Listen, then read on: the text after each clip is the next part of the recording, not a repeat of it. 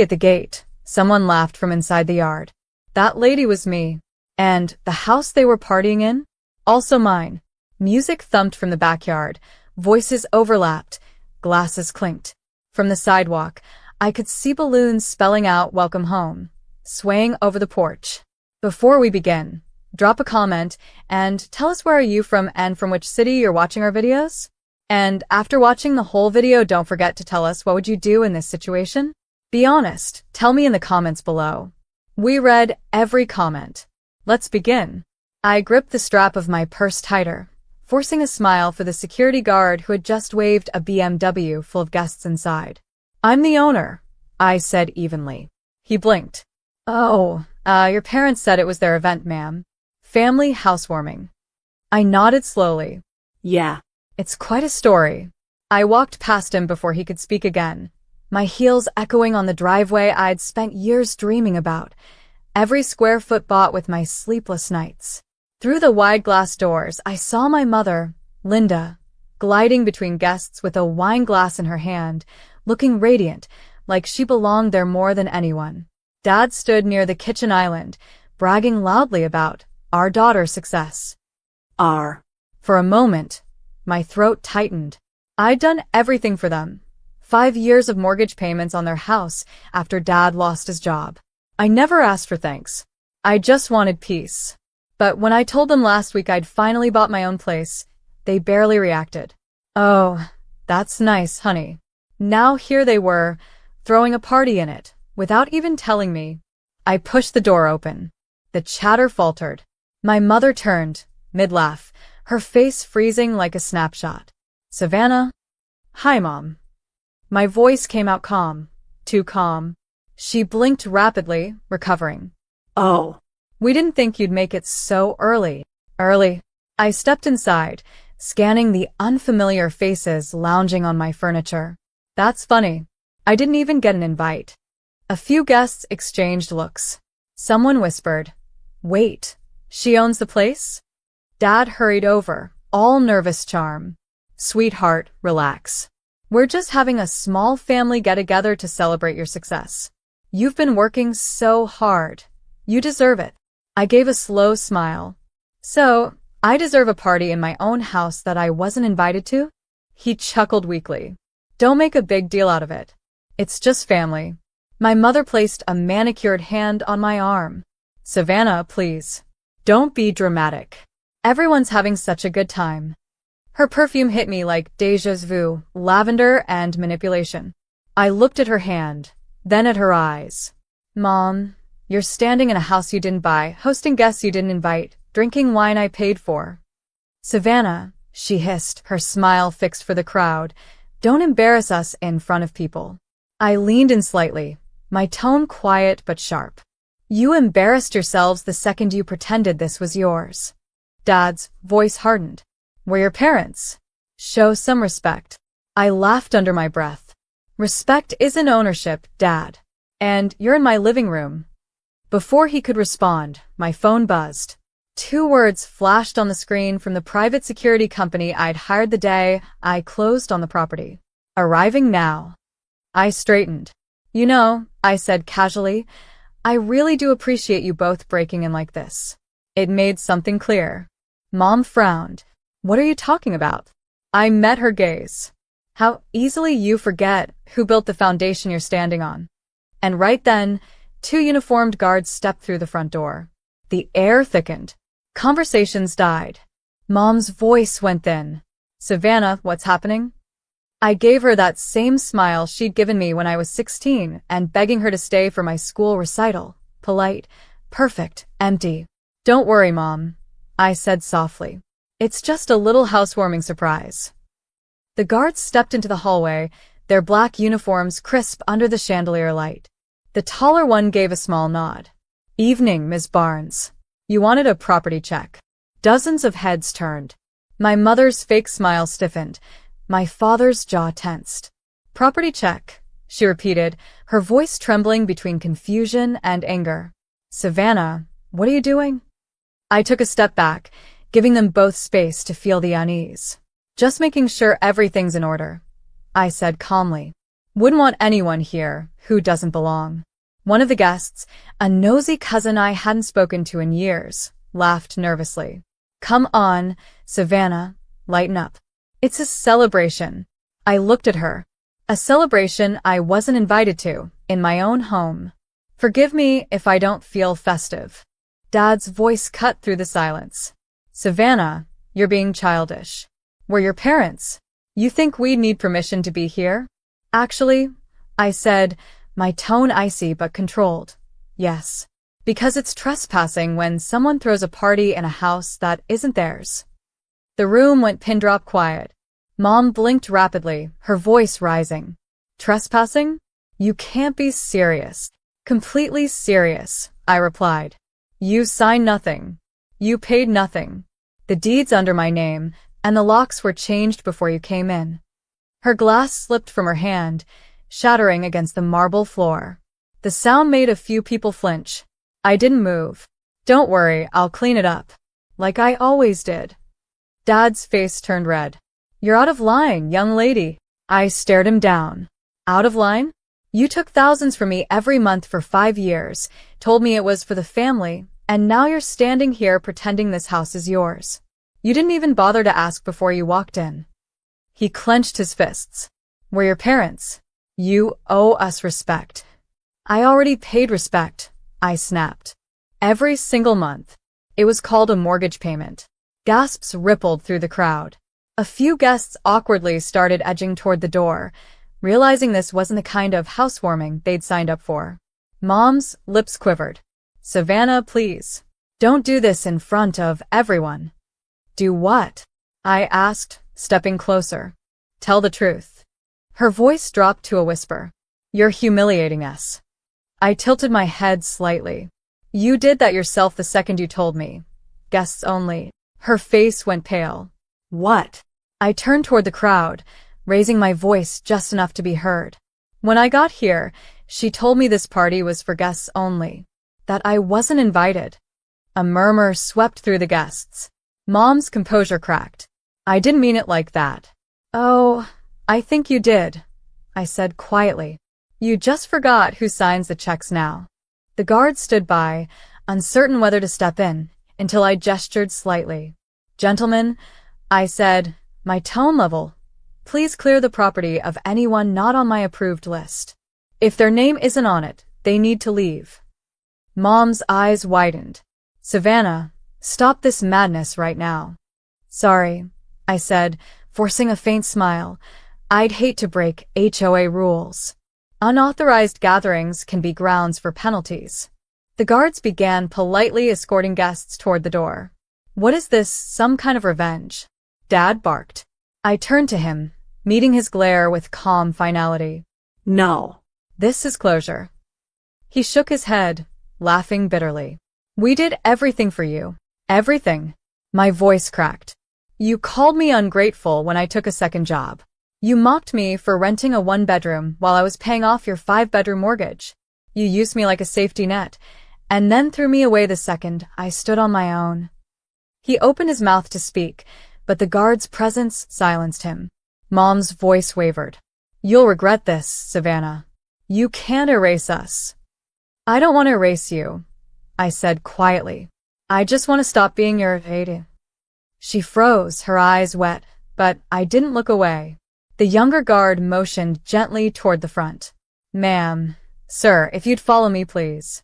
They hesitated, stunned, until one of the guests whispered, Maybe we should go. And just like that, the mighty hosts of the evening, the people who'd once controlled every aspect of my life, walked down the steps of my porch, faces tight with disbelief. As the front door closed, the house fell into an eerie silence. I stood there, breathing in the scent of fresh paint, lavender candles, and new beginnings. One of the guards turned to me. Ma'am, you want us to stay? I shook my head. No. I've got it from here. They nodded and left quietly. For a long moment, I stood alone in the middle of the chaos, half-empty glasses, lipstick-stained napkins, heels abandoned by the door. It should have felt cold, but it didn't. It felt like freedom. I walked to the window, looking out at my parents standing by the curb, speechless under the porch lights. My father's shoulders were slumped. My mother's arms were crossed, face turned away. 5 years of exhaustion, guilt, and quiet resentment lifted like smoke. I whispered to myself, guests only, right? And for the first time I smiled, not out of revenge, but relief. The next morning, sunlight poured through the tall windows, brushing across half-empty wine glasses and trampled confetti like the aftermath of a storm. My house, my first real home, looked like it had survived a hurricane of expensive perfume and fake laughter. I moved quietly through the mess, barefoot, coffee mug in hand. Each step echoed with memories of last night, my parents' faces, the silence when I'd said the words trespassing, the look of betrayal twisting through my mother's eyes. Some part of me still wished they had understood. But maybe understanding wasn't in their nature. I sat at the kitchen island, the one I'd built piece by piece from overtime pay, and stared at the untouched cake on the counter. The golden frosting red for the new homeowners. I almost laughed. Plural, I muttered to myself. They really thought it was theirs. My phone buzzed. A dozen missed calls from Mom. A few from Dad. One texted out. You embarrassed us. We just wanted to celebrate. Don't contact us until you learn some humility. Humility. That was the word they always used when I started asking for boundaries. I took a deep breath, set my mug down, and started cleaning. Wine bottles in the trash. Balloons popped. Empty glasses stacked. Every motion was slow and deliberate, almost therapeutic. I wasn't cleaning up their mess anymore. I was reclaiming my space. When I reached the living room, I found something on the sofa. A photo frame from their old house. My parents and I, taken years ago, all smiles in matching sweaters. I picked it up, tracing the glass with my thumb. 5 years ago, I would have done anything for them. I thought that's what love meant, sacrifice without limits. I worked 2 jobs, missed birthdays, ignored migraines, just to make sure they never lost their home. I told myself it was worth it if it kept us together. But love without respect is just debt wearing a disguise. A knock on the door startled me. I opened it to find Maya, my best friend since college, holding a takeout bag and a knowing smile. Breakfast delivery for the most talked-about homeowner in town, she teased. I stepped aside. You heard? Half the neighborhood did, she said, setting the bag down. Someone's Aunt Liv streamed the whole thing on Facebook. I groaned. Of course she did. Maya smirked. You looked calm, though. Like some kind of suburban mafia boss calmly evicting people in heels. That's because my legs were shaking under the table, I admitted. Her tone softened. How are you feeling? I exhaled slowly. Lighter. Angry. Sad. All of it. Maya handed me a coffee cup. You did the right thing. Then why does it feel wrong? Because good people always question themselves after doing what's necessary. I sank into a chair, staring out the window. I keep thinking about the look on Mom's face. It wasn't shock, it was disbelief. Like she genuinely thought I'd never say no to her. She spent your whole life training you to say yes, Maya said gently. Of course she was shocked. I took a sip of coffee. Do you know what hurts the most? I wasn't even angry at first. I was disappointed. I thought maybe they'd come and celebrate with me. Not without me. Maya nodded. They wanted the glory without the gratitude. We sat in silence for a while. Then, almost absently, I asked, Do you think I went too far? She smiled faintly. Save, you didn't scream. You didn't destroy anything. You just asked people who didn't respect you to leave your house. That's not too far. That's healthy. I looked around the room again, this time really seeing it. The hardwood floors gleamed. The morning air carried no tension, no fake politeness, no guilt. For the first time in years, the silence felt safe. My chest loosened. You know what's weird? I thought revenge would feel satisfying. But it doesn't. It feels like peace wearing the wrong clothes. Maya grinned. That's because it wasn't revenge. It was justice. I smiled faintly. Justice in heels. We both laughed, a sound that finally broke the heaviness hanging over me. Later that afternoon, when she left, I found myself standing outside, breathing in the cool suburban air. Across the street, a neighbor was trimming his hedges. He waved politely, as if nothing extraordinary had happened. Maybe to him, nothing had. But for me, it was the first day of freedom. I walked down my driveway and sat on the front steps, letting the quiet hum of the world fill the space my parents used to occupy. Birds, distant traffic, the soft creak of the swing on my porch, ordinary things I'd missed while trying to please everyone else. My phone buzzed again. Another message from Mom. "We're disappointed in you. After everything we did, this is how you repay us?" I stared at it for a long time, thumb hovering over the keyboard, then finally typed. "After everything I did, this is how you respected me." I didn't hit send. Instead, I deleted it, locked the screen, and tossed the phone onto the chair beside me. Some words don't need to be said anymore. Some lessons don't need to be taught twice. I leaned back against the step, eyes closed, letting the sunlight fall over my face. The guilt, the exhaustion, the constant need to prove myself. It all began to melt away. They'd always believed control was love. But I was learning that peace, real peace, begins the moment you stop letting someone else define your worth. That night, I stood at my window, looking out at the dark street, and whispered to myself, soft but certain, "Guests only." This time I meant it. A week passed before I heard from them again. It came in the form of an envelope, slipped through the mail, slot one quiet morning. No return address, but the handwriting was unmistakable. My mother's graceful, looping script that used to sign my school excuses and later, the checks I deposited for her bills.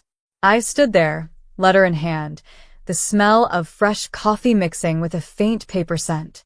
My stomach twisted as I opened it. "Savannah, your father and I are still hurt by what happened. We were proud of you. We just wanted to share that moment with everyone. Maybe we went about it the wrong way, but you didn't have to humiliate us. You've changed. If you ever decide to talk like family again, you know where to find us." No sorry. No acknowledgement. Just blame wrapped in passive regret. I folded the letter once, twice, and slipped it into a drawer. It didn't make me angry this time, only tired. Tired of people who wanted the benefits of love without the responsibility of respect. That afternoon, I decided to make new memories. I called a few coworkers and neighbors who'd been kind to me when things were hard. "Come over," I said. Real housewarming this time. No surprises. By evening, my house buzzed again, but this time it felt right. Laughter echoed in the same rooms that had once held tension. The kitchen smelled like barbecue. Music played from someone's phone, and my dog ran between legs, wagging his tail like a maniac. Maya showed up last, carrying a bouquet of yellow roses. "For peace," she said with a grin. "Peace deserves flowers," I replied, taking them. As the night unfolded, I stood by the back door, watching the warm lights flicker across smiling faces. People who'd shown up because they cared, not because they wanted to claim credit for my success. It hit me then, this wasn't revenge. This was reclamation. I wasn't punishing anyone. I was just finally living without apology. I walked to the center of the room and clinked my glass. The chatter died down, and everyone turned toward me. "I just wanted to say thank you," I began. "For being here, for real. For years, I thought home was something you built out of obligation. Turns out, it's something you build out of choice." Maya raised her glass. "To Savannah's freedom." Everyone cheered. I laughed, but a lump caught in my throat. "To freedom," I echoed. Later, when the guests had gone and the lights dimmed, I wandered into the hallway and stopped at the front door. I touched the handle, cold, metallic, firm, the same one my parents had tried to open like they still owned it. Now it felt different. "Mine." I locked it once, softly, then turned around and leaned against it, smiling through quiet tears. The house didn't feel empty anymore. It felt earned. I thought about my mother's words, "You've changed." Yes, I had. I wasn't the daughter who paid to be loved anymore. I wasn't the woman who confused sacrifice with belonging. I was simply someone who had learned that sometimes family isn't the people who share your blood. It's the ones who respect your boundaries. I looked up at the chandelier's reflection in the window. Bright, golden, unflinching. For 5 years, I kept paying for homes that weren't mine, I whispered. Now I'm finally inside one that is. Outside, a breeze rustled through the trees. The world didn't owe me peace. I'd built it, one hard choice at a time. And as the night settled into quiet, I left the porch light on, not for guests, not for apologies, but as a reminder to myself.